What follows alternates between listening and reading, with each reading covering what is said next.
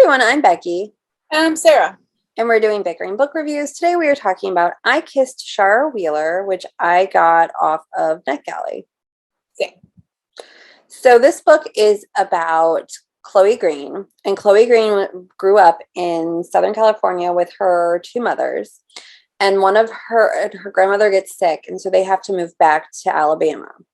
And that happened when she was like in middle school, and now it's senior year of high school. And unfortunately, her grandmother has passed away, and her mothers are living in the house that her grandmother had lived in. And Chloe is going to a very elite, very Christian academy, and she's like top of her class. She wants to be valedictorian.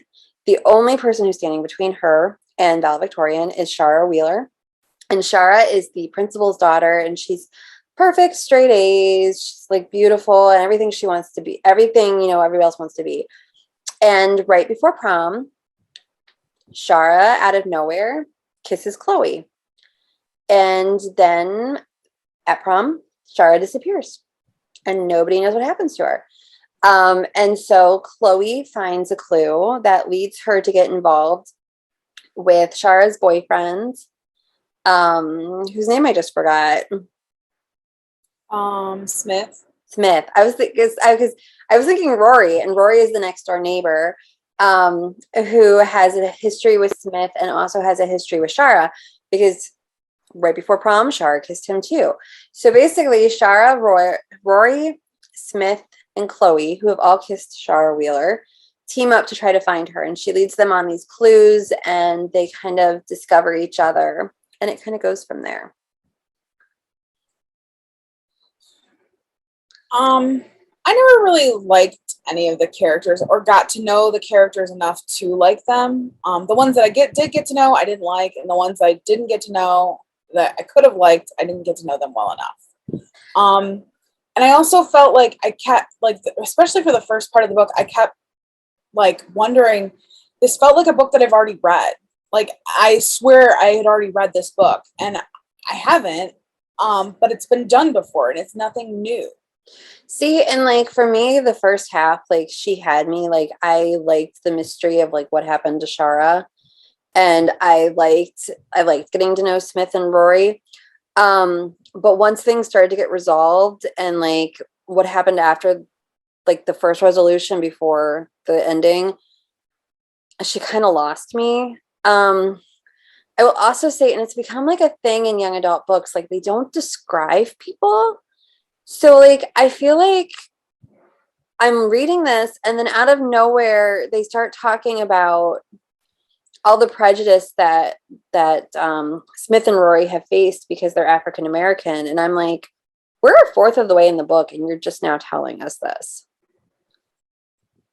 So I'm kind of like, and I don't know if I buy that everybody at this small, like so many people connected in this small Christian academy end up being LGBTQ. Like, I feel like if you had just a couple, that it would have been more genuine.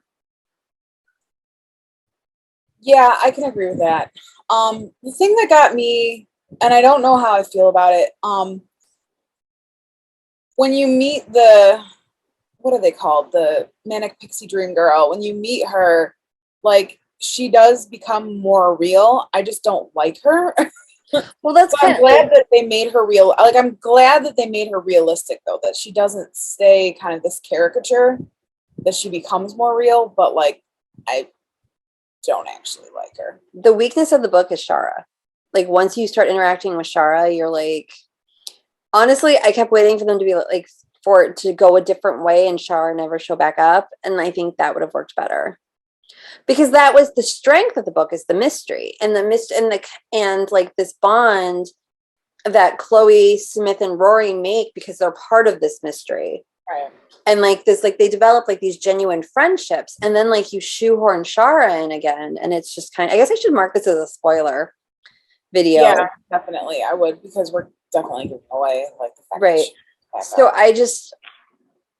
it kind of, like I said, that's when it lost me. Like, Well, and I expected it to deal with kind of real issues more as far as, because there's a trigger warning at the beginning of this book, I really expected it to dig into kind of what it's like to be LGBTQ in Southern America, but also kind of discussing more about like religiousness next to all of that, and we really didn't get into any of that. well, there's a trigger warning about religious abuse, and I didn't really see any religious abuse. And you know, maybe if you're Maybe I missed sensitive to it. that, like you would, maybe if you're sensitive to that, it would trigger you. But I guess I expected there to be more to the story, Right. more kind of digging in, more depth to it.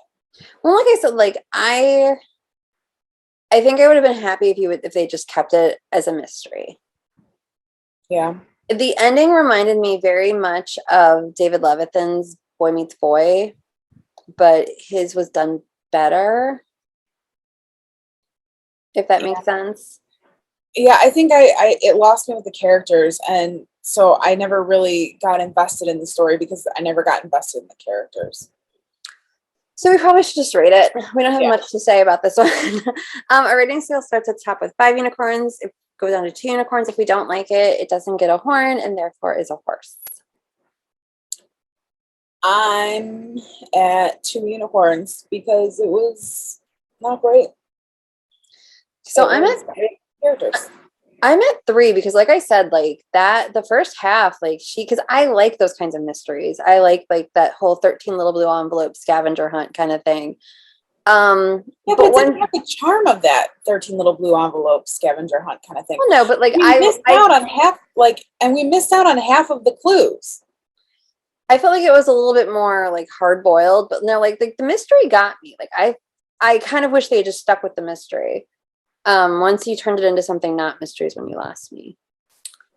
So that is where we are on I Kissed Shara Wheeler, and we'll see you around. All right. Bye.